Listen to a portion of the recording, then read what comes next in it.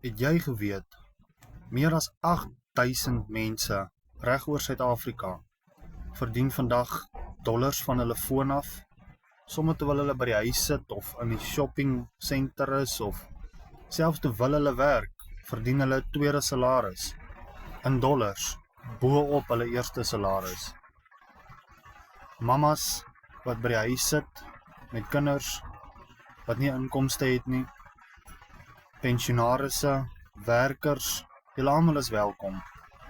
Net 2 ure elke dag en jy kan dollars van jou foon af verdien. Dit is baie maklik, jy het nie ondervinding nodig nie, jy hoef nie tegnies slim te wees nie. Niks. Al wat jy nodig het is jou foon en wifi.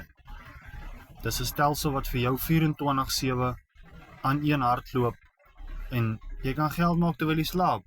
Hoe klink dit vir jou? Sommige terwyl jy slaap. Dit kan gedoen word.